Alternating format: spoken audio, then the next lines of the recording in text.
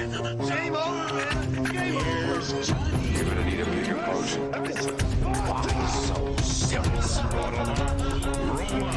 am Iron Man. This is a tasty burger. Welcome to the In Session Film Podcast. Well, welcome to this podcast review for July 24th, 2023, and I'm JD Duran. And I'm Brennan Cassidy. Hey, thanks for joining us for this conversation, everybody, as we talk about bombs and World Speaking War of the II. biggest bomb here, apparently I did not get the memo to change my shirt after we just got done reviewing Barbie, where we all rightfully wore pink. But I don't know, that conversation was so great. I felt like I needed to stick with pink. So now we have Barbenheimer being represented visually here on this video review. Look, I feel like I had to be in the spirit of Barbenheimer.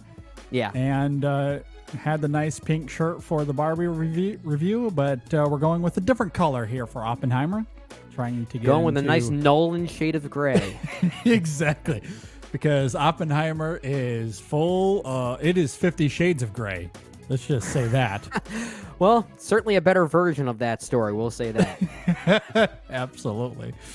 Although I'm sure Nolan is not very happy about the, the European release of this film that had a CGI black dress over the new bits of Florence Pugh. I did see about that. Yeah, I'm sure he's not. No, there was definitely a purpose for that. Definitely a purpose for that. We'll get into it. It's interesting, Brennan, this episode will probably be released after our Barbie episode. Yeah. I don't know if our listeners, viewers, however you are partaking with us here, if you've had a chance to listen to our Barbie conversation yet. But in that conversation, we talked about some of the anticipation for it, the box office results of Barbie, and how exciting it was over the weekend. Of course, Oppenheimer is the second part of all of that. Yeah. And it was wild going to the theater to watch this movie. I did see this first before Barbie, which, for the record, is the wrong order. It really should be Barbie first and then Oppenheimer. However, I was on vacation last week, and you had when an I got excuse. home, it was the only way for me to see those movies with my kids and my schedule. I had to see Oppenheimer first and then turn around and see Barbie the next day. And I'm glad I had at least some time to to kind of sit on this film before getting into Barbie. But yeah, that is certainly the correct order.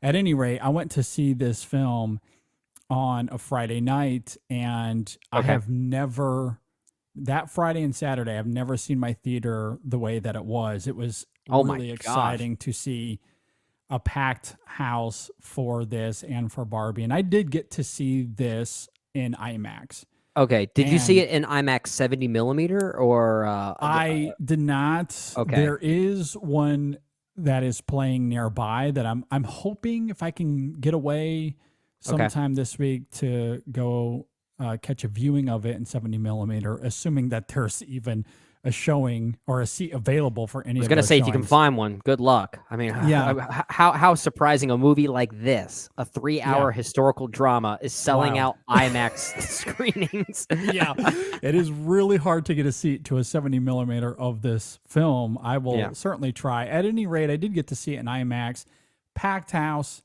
not an empty seat in it. However, it was a little interesting when I first got to the theater, and I guess for a little bit of some personal stuff on me, I do suffer from some mild anxiety, and I went to see this movie. I get there and there is someone in my seat, so internally I start to have a panic attack, and I'm trying to hold it together. And I know it's early enough, it's not that big of a deal. So I just sit next to the guy in my seat. I'm not going to make a big fuss about it because it might not even matter, right? And as people are coming in and finding their seats, my anxiety is like I'm having a hard time controlling it. I'm keeping it internally, but it is very much there because I'm just waiting for this conflict to go You were down. just waiting for this nuclear reaction to explode. I was just weren't you? waiting for this bomb to go off. And anyway, so eventually, like 5 minutes before the movie, the guy in my seat comes and is like, okay, here we go. Yeah. And then so I turn to the guy to my right and I go, this is my seat. And there's like a whole thing because they, claim that they have those seats. They were actually very nice about it. We went to try to talk to someone at the front before they realized they had the wrong time. Oh, interesting. And so, they gave up the seats, and because I wasn't the only one affected, there was 3 guys in these seats, and like I noted, it was a packed house, so there was 2 other people affected by it as well, which I didn't really think about in the moment. But we got it all figured out. So, but that is to say, like, it was interesting how it felt like there was a bomb about to go off while I'm waiting for this movie. And if you thought your anxiety was being triggered in some way prior to the movie starting, just imagine what the actual movie ended up doing, because this movie certainly has that effect on a lot of people, I would think, because it's just it has an energy to it that we'll certainly talk about that can perhaps trigger someone's anxiety. Absolutely. So in a weird sense, while I didn't enjoy that, but it did, I guess, put me in the right mindset, like the right space. Oh yeah, you were emotionally prepared for this now. Yeah, I was. So anyway, story time is over. We can get into this movie. It is directed by Christopher Nolan. It is written by Christopher Nolan. It stars Cillian Murphy, Emily Blunt, Matt Damon, Robert Downey Jr., Florence Pugh, Josh Hartnett. Welcome back. I love Josh Hartnett. That. I know. Although he's been in stuff in recent years, but little things or TV shows that haven't been in the mainstream. Like, this is his first mainstream thing in what, a decade? Well, not even. Well, wasn't he in Wrath of Man, if I'm not mistaken, too? Oh yeah. He was in that, but prior to that, it was. Yeah, but I feel like even his role in Wrath of Man wasn't as prominent as it was here in Oppenheimer, because we're dealing with a cast that essentially is Hollywood, right? It's all of Hollywood in some ways. We could joke about that, but there is some truth in the hyperbolic way we say that. But that means some of these well-known actors are going to get more screen time than others, and in some cases, they are glorified cameos, right? Yep. But a small handful of them do get a lot of screen time, and one of them is Josh Hartnett. He's actually one of the primary figures here. He does. You're right. I mean, it's been interesting following the discourse because people have talked about how it's almost a game of roulette in terms of the cameos and who's going to show up and how long they're going to be on screen for. And some of them I was genuinely surprised by. I didn't know that they were going to be in the film, but yeah, that's true. There's one that kind of made me laugh. I was like, wait, really? Wow. Okay. He's in this and he's playing this person. Wow. Okay. Yeah. I don't know if this is distracting or just bold. It's we could certainly get to that later on, but Hartnett being in this film, really great. He was in a movie. I do remember talking about this on the show back in 2018, I believe it was, because it was the first thing I had seen him in years, and probably a decade, but he was in this small little film called Oh, Lucy. It was a foreign language film, I believe. Okay. And he had a somewhat prominent role in that film, and he was really great, and it was fun to see him back again in film, and then he was in Wrath of Man, so he's working his way back, and I love it. Man hasn't aged a day. No longer has Pearl Harbor over his shoulder. No, he doesn't. Now he's got Oppenheimer. Which, speaking of, this is the story of American scientist J. Robert Oppenheimer and his role in the development of the atomic bomb, but you knew that already. So, with that laid out, Brennan, what did you think of Christopher Nolan's Oppenheimer? Let's first talk about how surprising of a success that this is, right? And maybe a lot of this is due to the unofficial marketing campaign that kickstarted Barbenheimer, as we're talking about, because how rare is it that a movie like this is selling out IMAX screens, right? I mean, that's pretty incredible. The movie racked in I think 80 million opening weekend, making it Nolan's third highest opening or debut or something like that, and a really high debut for a 3 hour. The highest non-Batman film From if what I I remember understand, correctly. yeah, it might Yeah. be. Yeah. I'll look this up now as we're talking about it, just to make sure that our facts are correct here. Yeah. But it's certainly a huge number for a movie like this. That's an R-rated biographical drama. Yeah. So it definitely did very well. Mhm. And interestingly too, the movie looks great, and I think what's even funnier about that is I forget who tweeted this, but someone pointed out that if you take the budget or the cost of Oppenheimer, which is what, 100 million, I think, Yeah. Yes. and then they added that to the cost of Barbie, 145 million. So Oh, that's I know where you're going with 245 this. million. Yes. That was still less than a movie like Thor: Love and Thunder. It's so good. That's an incredible fact. I know. Absolutely astounding. And we probably, because there's so much to talk about with Barbie in terms Yeah. of its weirdness, its humor, its performances, the writing, that we probably didn't talk enough about the direction and the set design and the coloration of it all. I mean, the visuals of Barbie are quite wonderful. So I'm going to throw that into this episode. Okay. We probably didn't talk about it enough. Mini there. Barbie Part 2 But- review, just to acknowledge how beautiful that movie looks. But that is to say, it is really great visually. And then there's Oppenheimer. And so you have two films that are just absolutely gorgeous in their own ways to look at, very differently, mind you, but still they're evocative in their own ways. And then there's Thor: Love and Thunder, which is, I don't know where that money's going. It's, people have talked about how the MCU is nothing but enigma. some sort of, Ponzi scheme. And when you hear things like that, it's, maybe they're right. Maybe they're onto something. I don't know. Yeah.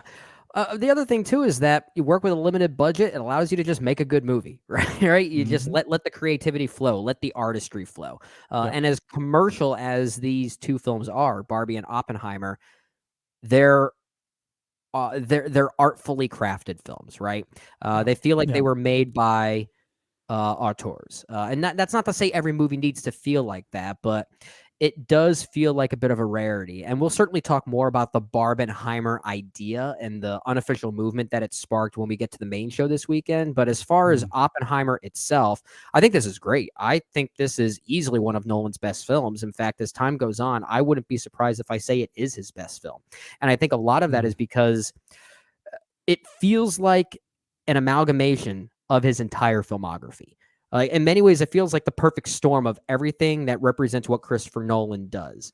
And interestingly, as much of a biopic that it is, it has the workings of a very mystical and ethereal sci-fi epic. I mean, at times, it almost feels comparable to something like Interstellar, not just in the discussion of mathematics. There's a lot of men in rooms talking about quantum theory here, about physics, the fact that these narratives in Oppenheimer, the black and white sections and the color sections, are split between two coded timelines, if you will, fission and fusion, which are both forms of energy that's created in different ways. One being the splitting apart of a nucleus, the other one that brings two nuclei together to create a reaction. And there is thematic purpose in why each segment is called that. So it has a lot of mystical elements to it that really did surprise me. And as a 3-hour movie, as a 3-hour biographical drama, it doesn't really feel like one. The whole movie flows like one 3-hour scene. And sometimes I think those make for the best edited films, right? I talk about that if it moves and flows like it's one scene, that you don't even notice the breaks between scenes, that means the movie is working at a certain energetic level. And this one is like, it feels like a chain reaction. And I can't take credit for that comparison because I've seen a lot of people say it feels like a reaction that's ready to explode at any minute, but that's a very apt way to describe this movie.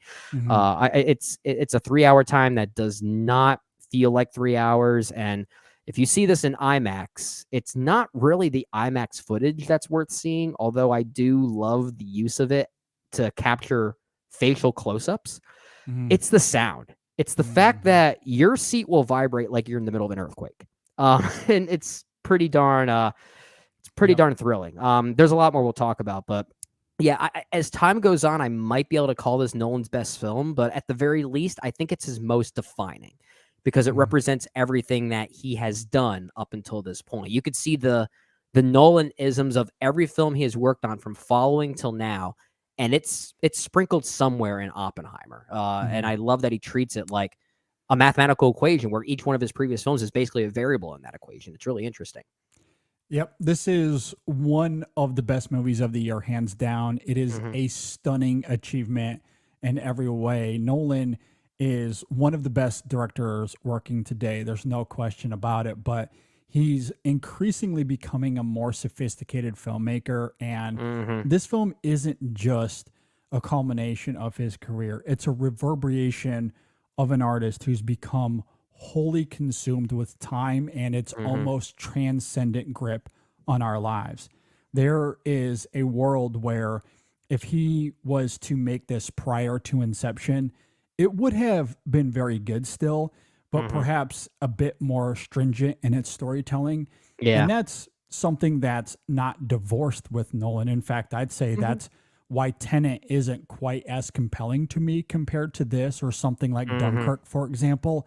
Oppenheimer isn't nearly as rigid, even with its assiduous story structure and incisive use of timelines. I mean, it is a Nolan film after all, Yep. so Yep. of course it's going to weave time in a subversive manner.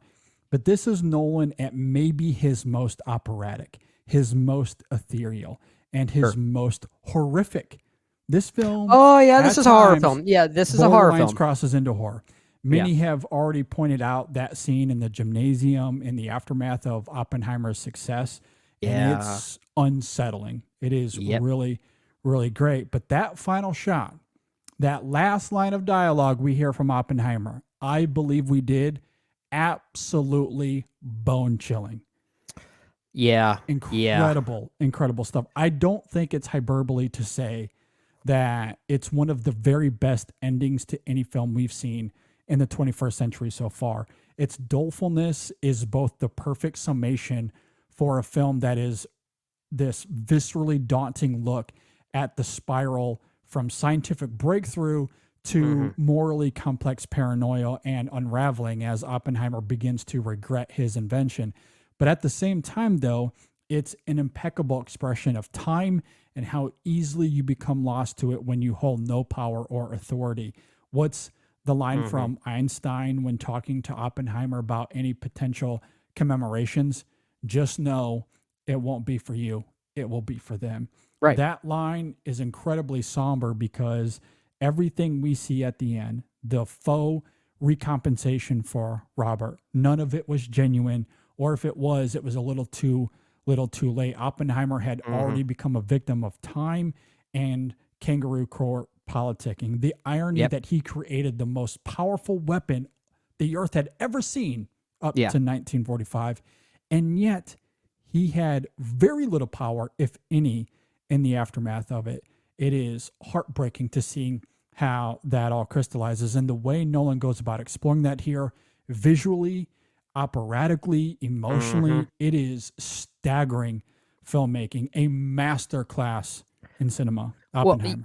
and I love that the way that, or I love the way that Nolan uh, portrays Oppenheimer as this creator of the most powerful weapon on Earth at the time, like you're talking about. But the irony being that not only did he have no control over it, but the fact that it really just changed the world for arguably the worse, right? Mhm. Because before that, there was certainly more of a there was more of an engagement with World War II at the time, and that was taking everyone's attention. But the creation of this weapon not only really helped end World War II and arguably was the main reason for it, but it changed the way American politics operated.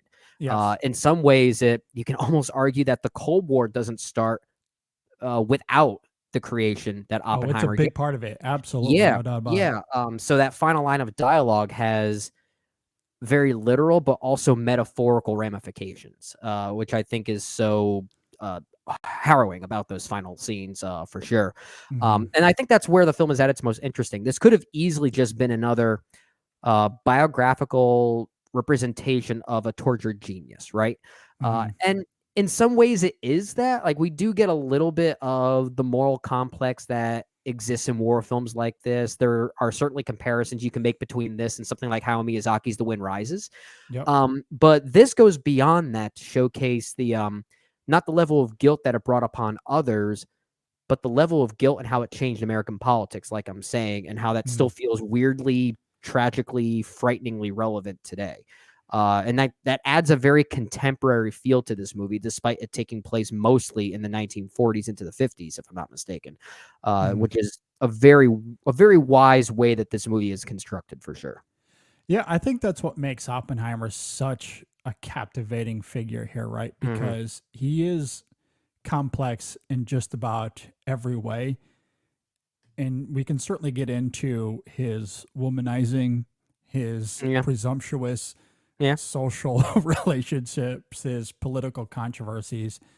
But at the core of this film, it really is more about a man who, yes, very intelligent, knows physics at a level that very few do, which is why he was hired to lead this project. Right. But it also comes with this interesting caveat that he understood the cost of Germany figuring out atomic weaponry first. Yeah. Partially because he is Jewish. Yeah. And when you understand geopolitics of the time and how Germany was already persecuting Jews even before the war began, which he was very aware of, he had no hesitation to lead this project, even if maybe there were some moral obligations, some ethical obligations initially, but he quickly pushes past all of those because he understood the cost, which I think is an interesting setup for the character. And then as they go on to figure out the science of it and we see their successes, he becomes proud of their accomplishments, right? And in a complex way, but maybe he should be. I think there's an argument to be made that him being proud of their accomplishments isn't inherently a bad thing, because in terms of scientific discovery, what they achieved is truly phenomenal. Yeah. Very hard to achieve what they did. It's not so much about the nuclear power that they discovered, because nuclear energy is actually the cleanest energy we have today. It's actually extremely safe. It's how that power is used that is the problem, right? It's taking that innovation and using it for war. That's what became the problem, which leads to what you're talking about in terms of politics and a shifting philosophy and how we can utilize that power. So once he sees where the country is going to go in terms of the fallout of atomic weaponry, and he understands the devastation of what happened in Japan, and he begins to contemplate all of that, that's where things begin to devolve for him.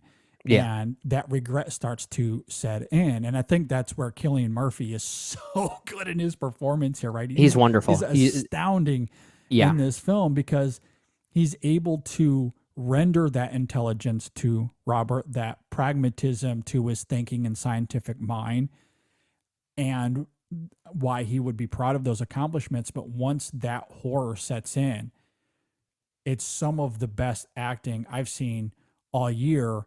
And I love it because what have we talked about so much on this show, Brendan? I love internalized performances. Oh yeah, What we saw at Barbie is great. It's great. It's a very different kind of performance, but it's so interesting because with Cillian Murphy's performance, especially, I mentioned the IMAX or the use of IMAX in the film, and a lot of it is mostly to take advantage of facial close-ups on him, right?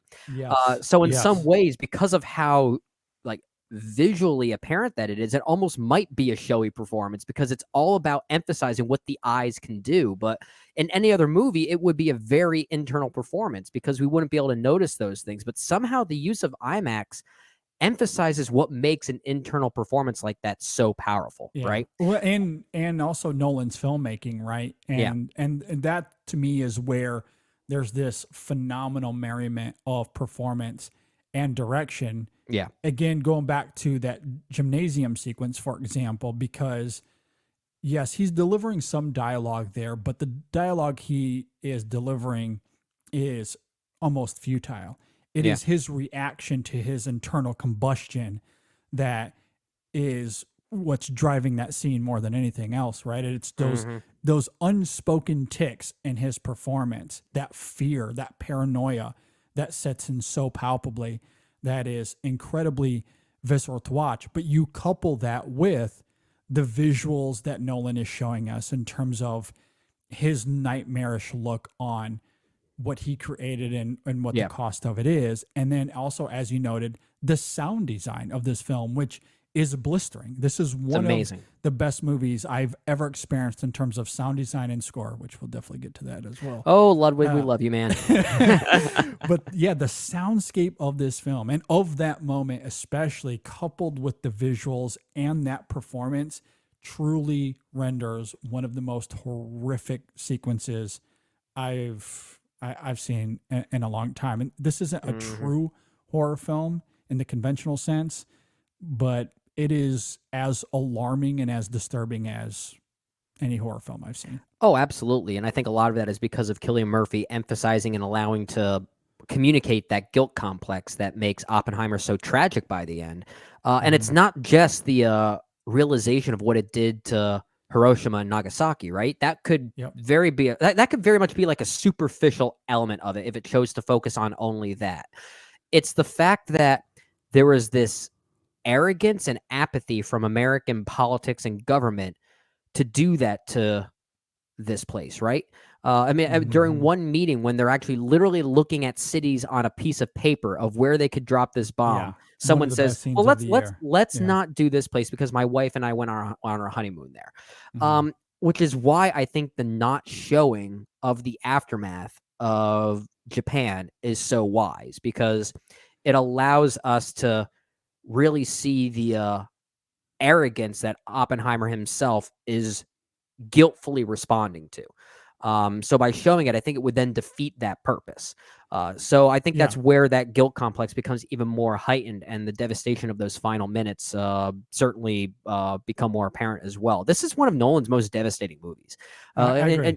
And the whole idea that he makes films that are a little bit too emotionally cold for people, which we've talked about a lot, JD, that's a criticism I don't really buy into. But I think here, it is all over this film. This is almost a Shakespearean tragedy the way it's communicated. And it's felt like one. Like it almost sounds like a very heightened and hyperbolic way to say that this is a very dramatic experience, but it has a very operatic kind of feel, I did not expect that going in. It feels, you might as well have characters break into song at some point and sing about their troubles. It just has such a bigness to it that really works in its favor. Oh my gosh, yeah, there is a grandness to the film, and it has this melancholic, somber quality that I think amplifies a lot of that, kind of ethereal, resonance that we do get. It's almost Malikian in some ways. It is. I was trying to avoid that. Well, it's an obvious comparison because I've seen other people make that comparison. We certainly can't take credit for it. But it is simple. I mean, because I mean, that is what I was going to say, literally. Gotcha. And then I was trying to think of a different way to articulate it that wasn't that, and I couldn't think of anything clearly. Malikian is certainly honestly, I think it is a great comparison. Was just trying to do something different, and miserably, but that's what it is. But so you're veering into some of the controversy surrounding this film and the discourse. So we might as well drive right through it. Sure. Because there has been a lot of conversation about how this film only features white folks and there's really no other perspectives here. As many other critics have pointed out, it's important to remember that this is a film that takes place where those in power were white folks, right? Of course, it's the early 20th century. History. It was exclusively white people that were myopically making decisions based wholly on Western imperialism. Yeah. They are emotionally and physically removed from the people they are planning to kill. And this film is all about grappling with how Oppenheimer himself is both a part of that contribution and someone whose guilt is becoming increasingly more palpable. The absence of the Japanese perspective or any other perspective. The Native American perspective as well, Yeah. that's talked about in Los Alamos. Absolutely. I think all of that amplifies that duality. Hiroshima and Nagasaki were not tangible places with real people in them. Or, as you noted, Brennan, in the case of one politician, he marks off a city because he honeymooned there, not because of the people who live there and the reality of what they were about to set off. No, because he, a white guy, visited that place. It is unnerving to watch. If the film had detoured from that central focus, I think it would suffer dramatically and emotionally and thematically. Yeah, it would feel like we're just giving that perspective for the sake of giving that perspective to feed into a certain narrative, I guess. But with it here, it completely contradicts and distracts from what this film is doing in a vacuum. And I'm with you. I think having it here, like I said, it would lessen the impact of Robert Oppenheimer's own view of American politics and how apathetic they were towards what they were doing. And I think absolutely. Lacking that perspective, I think, heightens the horror that is being portrayed from this point of view. I think that's exactly it. I couldn't said it, but I couldn't have said it better myself. And also, do we really want Christopher Nolan being the guy to tell the Japanese perspective or the Native American perspective? I don't think so. I don't think so. I mean, it's the same could be said about his history with writing women, right? I mean, is he the greatest? That's a true criticism. Like I can understand that. It is like, is he the greatest writer of female characters? Arguably not. But at the same time, there is a level of respect I have to give to him by knowing what his strengths are and knowing what he knows how to do. And I feel like what we're saying about these other perspectives, whether it be the Japanese perspective or the Native American perspective, I feel like we can say those same things with regard to some of the female characters here, especially with regard to Jean, played by Florence Pugh, who is depicted as mentally fragile, we'll simply say. Now, her performance is very good. I think maybe helps fill in some of those gaps that the script doesn't really have. And in a vacuum, you could probably argue she's not the best written character, I guess. But to give her more agency, I think would then take away of those womanizing qualities of Robert Oppenheimer and the fact he chose to pursue a female character like this in the first place. So it's like it solves one issue but hurts the film in totality. And I'm glad it's portrayed in the way that it is, if that makes sense. No, I completely agree. I think, the reason she is there isn't to necessarily get into Jean's life and why she was attracted to Robert and what went wrong in there. Like it has not, the film is not about that. What it is about is, it's giving us space into Oppenheimer, into Robert and his ethos as this complicated figure who really had no problem cheating. And being this womanizer, like that's who he was. And those scenes with Jean give us more space to grapple with this complicated figure. That's what she's there. And honestly, even though Emily Blunt has more screen time here as Kitty, that is ultimately Kitty's, role in this film as well. Because this film isn't about Kitty. It's not about their marriage. It's about, again, what we see with Kitty is the ramifications of Oppenheimer's choices, whether it be about his dedication and devotion to his team and this scientific discovery, or some of the personal choices he made as it relates to Jean or any other woman that ultimately had an effect on Kitty, right? You think of that moment when they're in that room and he's being interrogated and Christopher Nolan has this surrealistic moment, where Jean is involved, I'll just say vaguely. Sure. And the way he depicts that, I think, is really quite incredible because we've never really seen Nolan delve into surrealism like that. Right. But what it does do, it allows for us to see Kitty's reaction to it. But again, even in that moment, it is less about her, but we're seeing her react to the choices that Robert is making. So it's Yeah. still kind of it all circles back to Robert in some way. Every supporting character, maybe not all of them, but most of the Most of them. supporting characters here, what we're seeing with them has something to do with Robert directly, and the choices that he made toward them, or choices he made nationally or politically or scientifically, and how they are reacting to him. Because it is a movie about Robert Oppenheimer. So It's a movie. It's a movie about from that perspective really It's a makes movie no about sense. reaction, right? You're talking about those reaction shots there. It's literally a chain reaction caused by Oppenheimer, and these Yes. characters are variables in that equation in many ways. So the film treats them as such. Now, with that said, we are talking about Nolan's history with writing female characters.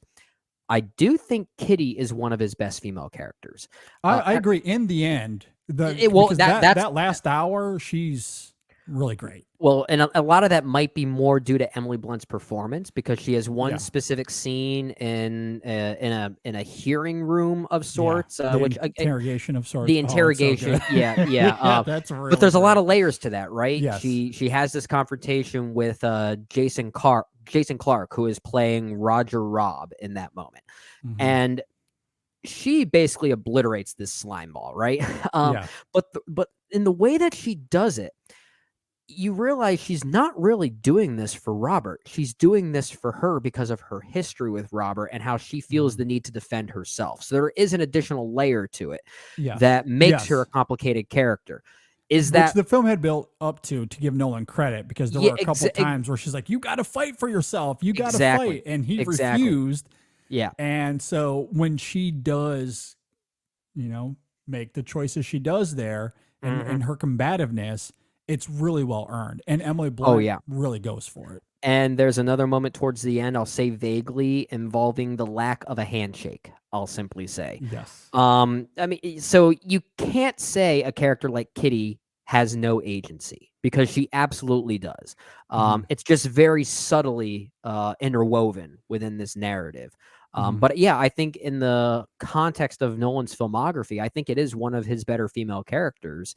And I think that certainly maybe alleviates some of those common criticisms that we sometimes see for him. But Emily Blunt, I think, is quite tremendous, especially in that scene that we're talking about. Really, there's no performance in this movie, I would say, doesn't work. Well, maybe with the exception of one. There's an actor that shows up as Harry Truman. That Yeah. A little distracting. It's quick enough that it doesn't bother me, but it was again, it's the Russian roulette of cameos in this film. Like, there's a lot of them. Yeah. I do want to speak to what you're saying there about Emily Blunt, though, and that specific dynamic that she has with Jason Clark's Roger Robb. And Jason Clark is very good at Very intimidating in giving those scenes. credence to that intimidation, to that antagonism. And I want to kind of couple that with this discourse that is out there right now relating to Alden Ehrenreich and Robert Downey Jr., because I think both of those dynamics are doing the same thing. Sure. And as much as I love Emily Blunt in that moment, or Alden Ehrenreich in this film, they're both very good. But those performances, or in the case of Emily Blunt, that specific exchange she has with Jason Clark's character, but with Robert Downey Jr. and Alden Ehrenreich, like Alden Ehrenreich is very good, but his performance isn't as effective without Robert Downey Jr. I agree. And and I've seen a lot of comments about RDJ and that he might be this front runner for the Oscar for Best Supporting Actor. And equally, we've seen a lot of comments about Alden Ehrenreich and how he maybe gives the best performance of this film. I've seen a lot of both. Yeah. And I'm here to say that I am firmly in the middle. I am pro both of these performances. and as much as I love Alden here, I do think we have to be willing to admit that he is clearly given the crowd-pleasing role of subverting RDJ's character. Oh, he's kind of the audience in many ways. Yes, he is given these softballs that he admittedly hits out of the park. His timing is perfect. He's charming. He's subtly and cleverly combative, and it's ultimately a very rewarding character. But they are softballs.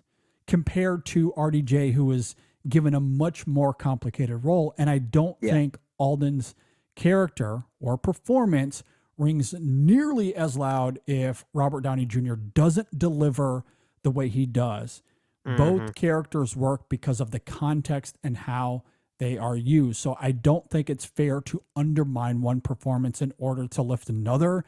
In fact, I find that quite misguided. And again, I say the same thing about Clark and Jason Clark, that is, and Emily Blunt, because the complications of Clark's Roger character, that combativeness that he displays, and he's so good at doing it, that's ultimately what makes the crowd-pleasing moment with Kitty really fantastic. And same thing with Alden Ehrenreich.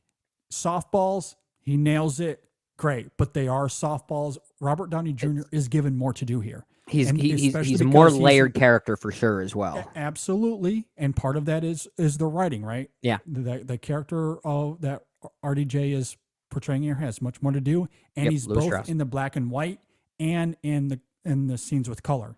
Yeah, so he's straddling that line. He's straddling in that line. There's two different perspectives of the character, and he has to give credence to both of those perspectives. Right. And so, and especially with what we talked about earlier in terms of how everything he's doing is a direct result of his relationship with Robert Oppenheimer. And I think Robert Downey Jr. does such a great job of tapping into that, into his performance. Is it Oscar worthy? I don't know. Honestly, I don't care. Too soon to and honestly, I think that's what's driving this discourse more than anything. If people weren't talking about him in terms of Oscars, then I think a lot of the negativity surrounding or the apathy surrounding his performance wouldn't nearly be what it is. But this is what happens when we turn art into sports. It's also the history of the actor, right? The fact that he's been known for playing Tony Stark / Iron Man for so long to be a standout performance in a very different kind of film and a very serious kind of film as well. People react very positively to that, and not to say that they shouldn't, but it sometimes becomes the narrative to back that actor up when it comes to award season, right? And it's not always fair. In some cases, maybe it is, because I think in this case it's a bit of both, because we're seeing the versatility and talent of Robert Downey Jr., which has always been there for sure, but it certainly allows us to really avoid the typecasting that could come from someone like that who is so tied to this iconic role for so long. And he I think he sheds, for lack of a better term, he sheds the iron pretty nicely. I agree. Movie. I think he does a great job of tapping into the complications of that character and really making it work for the crowd pleasing aspects of it that come later on when things are subverted. I'll say vaguely. I admittedly did not know the history involving Louis Strauss and his connection with J. Robert Oppenheimer and his running for Senate at that time. So going in pretty ignorant, I have to say it was a very revealing and exciting experience, because the way that those machinations are revealed to us, it reminds me of Christopher Nolan of the Memento and Following Days, where he basically gives us a twist ending, and it's really interesting to see. So in a way, my ignorance kind of heightened my enjoyment of the film in those moments. Well, I also think that this is Nolan's most sharply written screenplay. I think you could at least make that argument. The dialogue and banter in this film is very Social Network-esque. It is blistering. It's often, it's not just combative. It's often these rapid lines that are being thrown back and forth. And it is incredible to see that verbal sparring between the characters. I think that's part of it. And the performances eat it up, like what Alden Ehrenreich is doing in terms of kind of displaying this little sly, like, I understand what's going on here. And he knows before Louis Strauss knows. Yeah. And it's interesting to see like those little sly smiles that he has for sure. throughout the film. That is really great. Or, same thing with Emily Blunt when she starts barking back at Jason Clark's Roger character. Like it's really fun to see these actors really chew on that dialogue and to see that verbal sparring. It's really sharp. It's really well edited as well. This is one of the best edited movies of the year. This might be And Nolan's best edited film in general. it very well might, because there's a lot of story being told, and within each scene, there's often so much happening and a lot of verbal sparring Yeah. that the editing is really important in making that as engaging as it is. And also Yeah.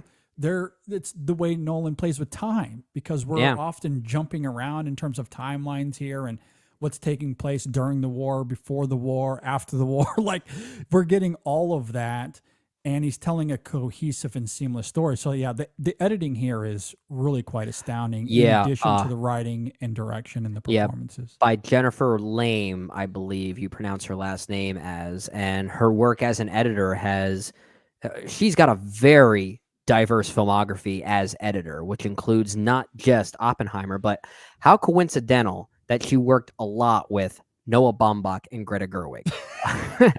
Love that.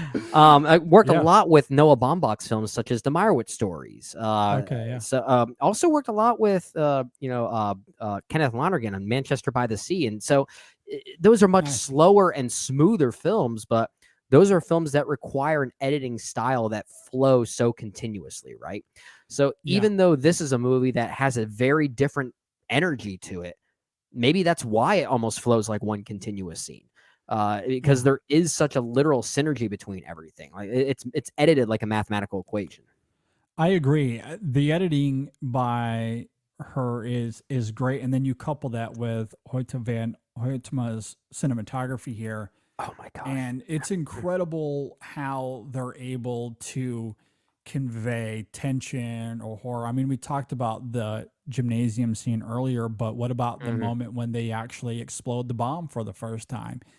And the way we cut back to characters as they're putting on the goggles, as they're having to lay backwards. There's That is how you do a lot of build up. fear and uncertainty. There's the countdown of the clock, and like, it's really fascinating to see the editing there and the cinematography, how both of those things are able to build tension, but also this excitement all at the same time, because these characters are, they're highly anticipating this moment, right? They've been building toward this for years, and they need this to work. There's a lot at stake for all of them. And so while there's trepidation, there's also this eagerness in them. And I think the cinematography and editing do a great job of capturing that dichotomy. Yep. And the score, I got to throw in that as well. But all of that, it coalesces into this just absolutely fascinating moment. Oh yeah, for sure. You mentioned the score there. You want to talk about the score for a little bit? Should we get Yeah. to Ludwig Let- Göransson's amazing let's get work? into it. I It's admittedly, astounding. I was admittedly a little bit mixed on his work with Nolan on Tenet, because to me it almost felt like he was trying to mirror Yeah. Hans Zimmer a bit. And I don't disagree with that. yeah, it's still a good score. If I listened to it on its own, I could sense Göransson's own musical footprint all over that. But here, there's one moment where it's early on in the film. In fact, it might as well be the unofficial opening credit sequence where Oppenheimer himself is learning to appreciate the music within the math, right?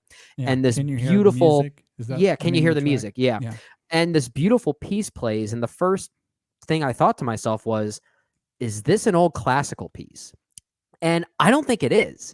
And that's the sign of a great musical score, when it actually convinces you that it came from like the 1600s or something like Yeah.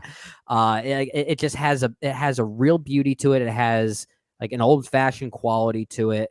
And then all of a sudden it'll turn on a dime and be this sinister, almost ambient form of like post rock. And it's amazing work by Ludwig here. Well, and that's what's so fascinating with, tracks like Can You Hear the Music? I'm trying to think of some others. I think even the last one at the end, Oppenheimer, is a little bit of this as well. Destroyer because of Worlds is another one Destroyer I think of that is really Worlds, like, quite there's, great towards the end. because earlier we were talking about how this is Nolan's most operatic, it's most ethereal, and the score, like, those tracks do have this exquisite elegance to it. There is a delicacy to how the music gives the film that quality, coupled with some of the visual, like that Malikian element that Nolan taps into here. But you're right. I mean, when we're talking about the horror of this film, on a dime, the film can transition from that elegance to this brooding horror that screeches, and it's truly haunting stuff. Like, it's just incredible how he's able to make that transition, and just the melodies of it all. It's really quite great. My only thing with it, and I talked about this earlier with Robert Downey Jr. and some people I think they're going out of their way because there's talk about him for Oscars, and I love Alden Ehrenreich more, so therefore I'm going to point a finger at RDJ. Sports once again. Like, I love Alden here. I love him, but that performance just does not work without RDJ doing what he does. Or RDJ Ludwig needs Göransson and the to- way he swells the music in those moments. Yeah. Anyway, I say all that to say I'm getting down the wrong rabbit hole, Well, because that's the beauty of an ensemble piece like this, right? Is that sometimes an ensemble piece works because of the collective energy of performance or those behind the scenes help convey. There is such a synergy between performance and everything happening behind the scenes that just makes this feel like such a singular product that to call it an auteur vision by Nolan is certainly apt, but it also feels inaccurate because there are so many components of this mathematical equation, if you want to call it that, that just are computing in a way that doesn't always happen. Everyone's on the same page with this movie, from the makers to the actors. It's incredible stuff. Well, I love how I was going to go down a very different path, and then you articulate something very beautiful there about the unison of artistry. like I don't disagree with anything you had to say there. I brought up the RDJ Alden Ehrenreich thing because people are pivoting them as rivals, and they shouldn't be, because for the reasons you're talking about, it is about these artists working in unison. Alden Ehrenreich works because of RDJ. RDJ works because of Alden Ehrenreich and Nolan's writing and his direction and all of that. On the same token, I've heard people talk about Ludwig Göransson being like on this pedestal and Hans Zimmer being envious of the score that Ludwig is putting out here. And I just want to put a stop to all of that as well. What does that even matter? Well, and I have to speak to this because it's in the discourse. I assume it's going to continue, but to pretend that Nolan and Zimmer haven't created magic before is astoundingly myopic and just flat out obtuse. And I agree. Sorry if that comes off a little harsh. No, that needs to be said, because that okay, while I don't agree with the quote unquote rivalry that people are creating with regard to Alden Ehrenreich and Robert Downey Jr., right? That one I can at least understand because it's in the same movie. Now, let's say hypothetically this movie had two composers. Ludwig Göransson maybe scored the fission sequences, whereas Hans Zimmer maybe scored the fusion sequences. All right, the different objective versus subjective viewpoints, the black and white versus color scenes. If that was the hypothetical situation, then I still wouldn't agree with it, but I can at least understand the reasoning for it, the logic for that narrative. But Hans Zimmer has nothing to do with this movie, so nothing. Why? That's why, again, I struggle with comparison on the whole, because people are now bringing in Hans Zimmer for reasons that are incredibly presumptuous. Like it makes no sense to me, and I can't really wrap my head around it. Also, I don't know why we are pretending that Nolan and Zimmer haven't created magic before. That Interstellar score is an all-timer. I truly think it is one of the best scores of all time. I think it is better. If we're going to get into comparison, I think there's an argument that it is even better than what Ludwig does here. What Ludwig does in this film is elite. Don't get me wrong. It is elite with a capital E. It should be nominated for an Oscar, maybe win. I don't know. There's a lot to see. But at this point, it should absolutely be nominated for Best Original Score. And it's one of Nolan's best scores, regardless of how you want to shake it. Yeah, I agree. But that Interstellar score is an all-timer. It is. And and how many times have we talked about the time track from Inception? Also an all-time track. Absolutely. You know, and say what you will about like The Dark Knight and how it's become almost memeified to this point, but it's memeified for a reason. It set a That's standard true. for superhero films that, Yeah. you know, they tried to replicate 1,000 times over. So like it's like Zimmer has done magic in Nolan's films as well. And Oh, so yeah. like the pretending that that doesn't exist is baffling to me in ways I can't comprehend. And so I saw some of that on social media, and I just wanted to speak to it because it is some of the JD, dumbest things I've ever heard. we're gonna eventually start seeing movies played on ESPN because these are all sports now. So Clearly. Clearly. Anyway, like I don't think we have to pivot them as rivals. no, don't I think agree. have to We don't. pivot RDJ or Alden as rivals either. I think you truly like, even though I was going down that rabbit hole because I needed to be cathartic about Yeah. that, but you do make a really great point about the unity of the artist here, how everything is working together in a seamless way that makes this film what it Which is. is almost thematically appropriate because that's more or less what happens with the construction of this atomic bomb. Are these different perspectives? Are these synergies between different minds and different levels of intelligence? The word compartmentalization is used a lot here, and that's the the isolation of certain elements to do their own thing, which is what's happening here. But that's how a movie is also made sometimes. So in many ways, this can then be compared to something like Inception, which had these these hidden symbols about making movies, right? Like each character in that movie almost represents a different person on a movie set.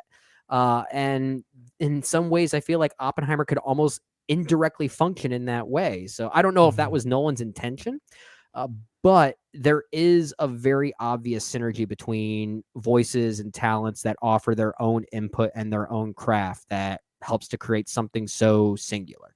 But again, that's also the mind of a great director like Nolan, who knows how to orchestrate all of that, who knows how to direct people in that way, to be a great organizer, to be a great leader, which regardless of J. Robert Oppenheimer, if he was the smartest man in the room, he was a great organizer. He was a great leader in that regard. He was a great boss in many ways. So, and I like that the movie sometimes addresses that maybe he wasn't the most intelligent person in the room.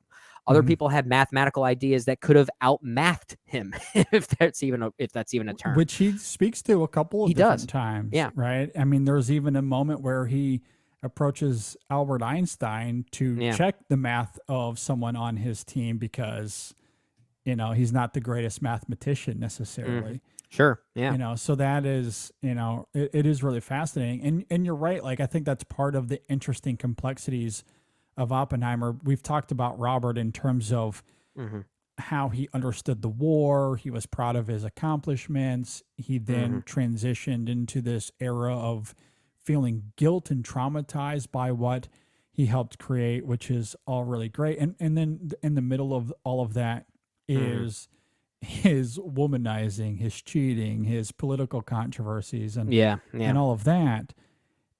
And I think that's what makes him interesting, even as a leader, because there is this impulsiveness to Robert. Like, he does demonstrate some erratic behavior throughout this film. So even though he is a very good leader, he is very smart.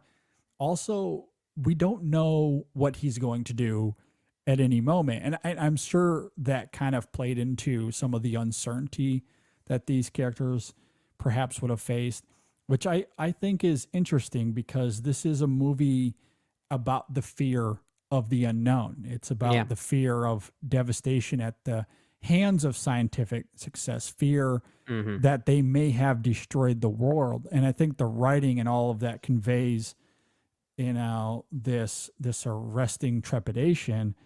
And when you couple that with this figure who at any moment is, you know, caught up in these various webs that sometimes are very much self-inflicted. Yeah. It creates this fascinating algorithm of a man who, you know, is almost heroic and also demonic, too erratic for his own good. Yeah. Like, you know what I mean? Yeah. Like, yeah. And Cillian he's Murphy is definitely great in all of he's that. definitely not seen as a martyr. No. Yeah, which and the movie's very direct at addressing that too. And yes, you're right. Cillian Murphy, maybe his best Yeah. performance. I think we can certainly make that argument at the very least. But to that point about him being a martyr, you're right. The film very much displays that he doesn't feel that way. Mhm. That we definitely don't have to feel about him that way. However, Right. what he is a victim of, though, and this circles back to the beginning of this conversation, he is a victim of time. And I don't think that Yeah. should be lost here. I think it's really interesting how Nolan once again toys with time here in a very Yep. different manner than what we've seen before, because he is lost without any sort of power or authority, which is ironic for the reasons we talked about earlier. And so to me, there is a sadness at the end of this film in terms of what he was able to accomplish and how easily he is lost to the rhythms of time and Yeah. and history, and how without stories like this, I mean, did anyone that went into this movie, if you truly didn't know and you didn't look it up beforehand, did you know what actually happened to Oppenheimer? I'd say 99% of us had no idea. Probably not. Yeah, that's a great point. You know, we might have known that he was the lead on the Manhattan Project and they helped create this atomic weapon. Okay, we know that. But did we know that he had become lost to time because of politicking and these various things that were out of his hands? Like, there is a poetry to that I think Nolan taps into beautifully. Sure. And I just love how it's all crafted here. Yeah. Great movie. Great movie. Good stuff. I think the more we talk about it, it might end up becoming my favorite Nolan film. We haven't really talked much about the mathematics of it because Nolan is very known for imbuing his films with some type of scientific or mathematical theory and concept. But I love the way it's utilized here because it's vastly different than what we're used to. Because in many cases, with regard to, let's say, Tenet or Interstellar, and I guess in some cases it's Inception, even though the rules are sort of made up as it goes along. But in the case of Interstellar and Tenet, the mathematics of it are more really to assist the plot, right? Not 100%, but I feel like it's more geared towards that. And here, I feel like in Oppenheimer, the science and mathematics are more there for metaphorical and symbolic purposes, which is a very different thing for him. It doesn't necessarily drive the plot. I mean, it's certainly part of the plot, but it doesn't help maneuver the plot, if that makes sense. Oh no, I think what you're tapping into is exactly what I was indirectly, I guess, trying to articulate in my opening thoughts, and how I don't think this film is as rigid as we've seen with some of his other films in terms of storytelling and structure. It is precisely told, and there is a structure to this film that works very cohesively, but I don't think it's nearly as rigid as something we see with Tenet, for example, or even Dunkirk, as much as I love that movie, or Inception. If he told this 10 years ago, it would have been way more mathematical and direct in terms of his storytelling. But this film lets loose a little bit. Yeah. And it takes its time in letting that emotion or the horror or those ethereal qualities like really linger and resonate. So that way, by the end of the film, when we get that last line of dialogue, it is really emotional, and it like bitterly gets into like the depths of our souls. You know what I mean? And I feel like it did. Oh yeah, well, especially as it depicts the hypothetical or maybe even literal ending of the world, right? I mean, maybe we'll have a top 3 in the future about best movies that actually feature the world ending. And how weird that Oppenheimer might be able to join that conversation. Like I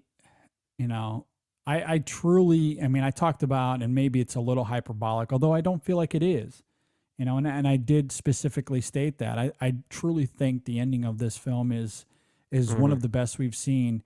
in quite some time. And that line, I believe we did, coupled with, I guess to backtrack a little bit, like that whole conversation with Einstein and how it's recontextualized to what we thought it might be, and how it's certainly not what it was painted to be earlier in the film. And then it ends with, I believe we did. It is truly unsettling. Yeah.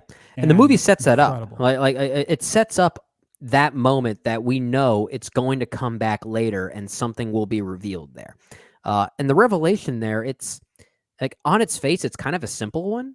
But the imagery that comes with it at the end is what elaborates the devastation of it then too, and really makes the impact even more felt, if that makes sense. Yeah. Just know it won't be for you. It'll be for them. Like that's the line. And that shot of Einstein there as well. You talked about close-ups. I mean, that's a close-up that lingers and just resonates so incredibly well. You know, there's something about the framing of this film, like, because it really ends with those two close-ups, one on Einstein as he says those words, and then we get that final close-up on Oppenheimer. I believe we did. Just magical stuff. This is Nolan at his best. I love it. Like, there's a sophistication here that, I don't know, it sort of reminds me of our conversation about Wes Anderson and how he's entering this very different phase of his career. This would be a great topic to talk about with any director, right? Because many great directors sort of have that midpoint in their filmography where you notice a change of sorts, a more mature change, right? We noticed that with, let's say, someone like David Fincher, not a director that's comparable to Nolan in many ways, but there's a moment from Panic Room to Zodiac where you start to notice that change, right?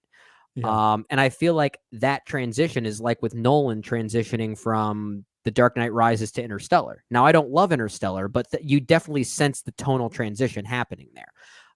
And a lot of that is also the changing of cinematographers, working with Hoyt von Hoytman most often now. So there's a new visual palette and a new sense of energy and emotionality to his films. But yeah, you're right. This is a new phase that we're seeing. And it's a phase that makes me more excited to see his films now than I ever have before.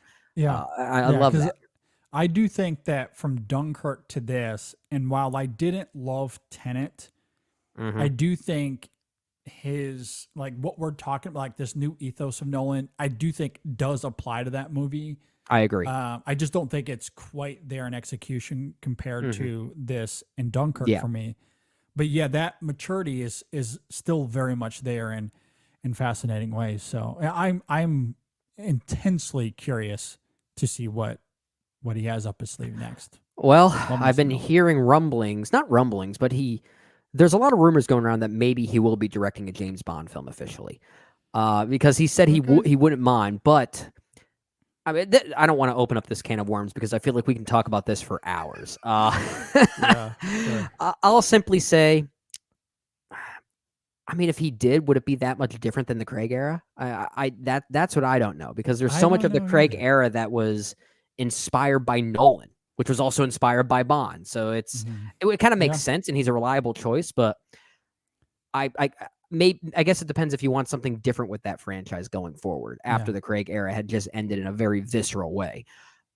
So I don't know. Maybe he'll do Bond next.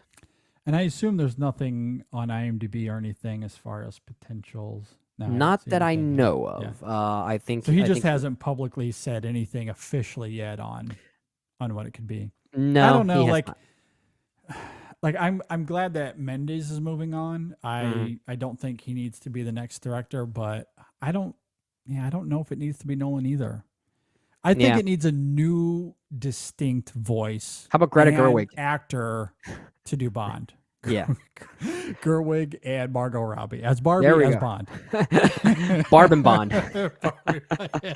That'll be the new Barbenheimer. Barb and Bond.